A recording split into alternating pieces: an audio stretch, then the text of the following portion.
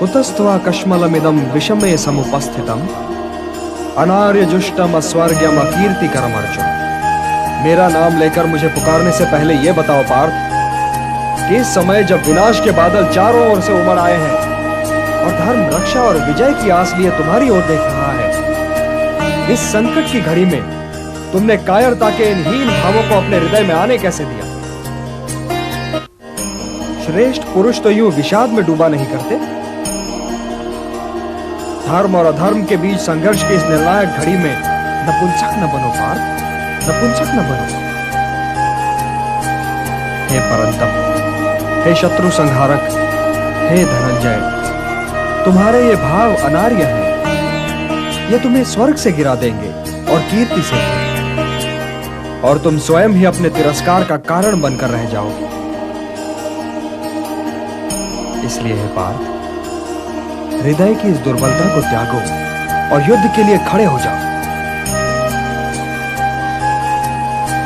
अपनी इस मानसिक अवस्था में तो मैं युद्ध नहीं कर सकता गोविंद। गोविंद, मैं युद्ध नहीं कर सकता। न युद्ध से गोविंदम, न युद्ध से गोविंदम, न युद्ध से गोविंदम। अशोचानन्वशोचस्त्वं प्रज्ञावादांश्च भाषसे गतासून अगतासूंश्च नानुशोचन्ति पंडिताः। हाँ पार्थ, जो चले गए वे तो चले गए, और ज्ञानी तो न जाने वालों का शोक करते हैं और न ही उनका जो नहीं गए। वे तो न विगत के लिए शोक करें और न ही अगत के लिए। तुम्हारी शैली तो ज्ञानियों की ही है, किंतु बात तुम मूर्खों जैसी कर रहे हो। शोक करने से पहले ये तो देखो कि तुम जिनके लिए शोक कर रहे हो वे तो शोक के योग्य ही नहीं है, कि मूल तत्व शरीर नहीं आत्मा है, और मृत्यु उसकी यात्रा का अंत भी नहीं है, क्योंकि उसकी यात्रा तो अनंत है। मृत्यु तो केवल एक पड़ाव है पार्थ, केवल एक पड़ाव। सांस का अंत पवन का अंत नहीं है। न जायते म्रियते वा कदाचित नायं भूत्वा भविता वा न भूयात् अजो नित्यः शाश्वतोऽयं पुराणो न हन्यते हन्यमाने शरीरे।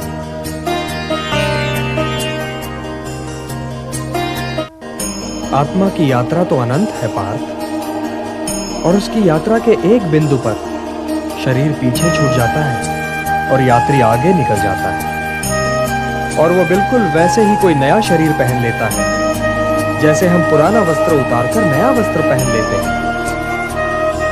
वासांसि जीर्णानि यथा विहाय नवानि गृह्णाति नरोपराणि तथा शरीराणि विहाय जीर्णानि अन्यानि संयाति नवानि देहि।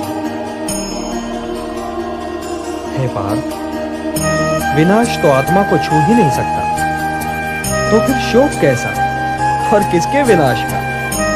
क्या वस्त्र के विनाश का?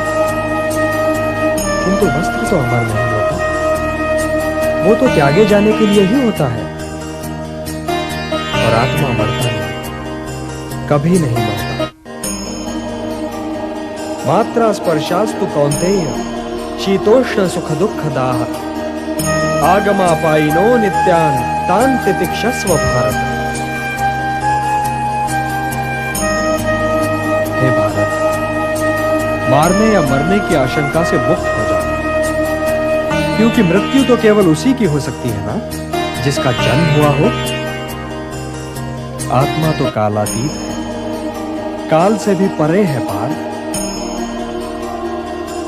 जन्म तो जीव का होता है, आत्मा का नहीं, और यदि आत्मा जन्म ही नहीं लेता तो उसकी मृत्यु कैसे हो सकती है?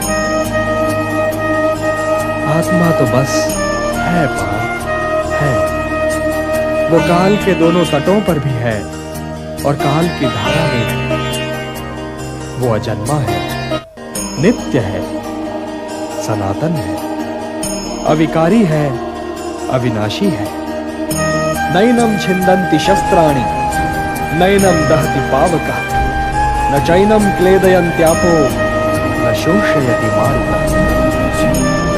मृत्यु तो केवल शरीर की होती है, और उसकी मृत्यु के पश्चात भी आत्मा नहीं मरता, क्योंकि शस्त्र उसे काट नहीं सकता, अग्नि उसे जला नहीं सकती, जल उसे गीला नहीं कर सकता और वायु उसे सुखा नहीं सकती। अव्यक्तादीनि भूतानि व्यक्त मध्यानि भारत, अव्यक्त निधनान्येव तत्र का परिदेवना। जिनके जीवन का अनिवार्य अंत ही मृत्यु हो और उनके जीवन के इस अनिवार्य अंत को न तुम टाल सकते हो और न ही बदल सकते हो, तो फिर शोक काहे का, और शोक क्यों?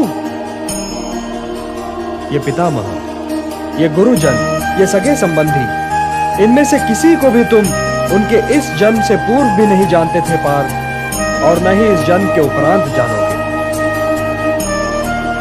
तब तो फिर इनके लिए शोक करना व्यर्थ होगा ना पार, व्यर्थ होगा। स्वधर्ममपि चावेक्ष्य न विकम्पितुमर्हसि, धर्म्यात् हि युद्धात् श्रेयोन्यत् क्षत्रियस्य न विद्यते।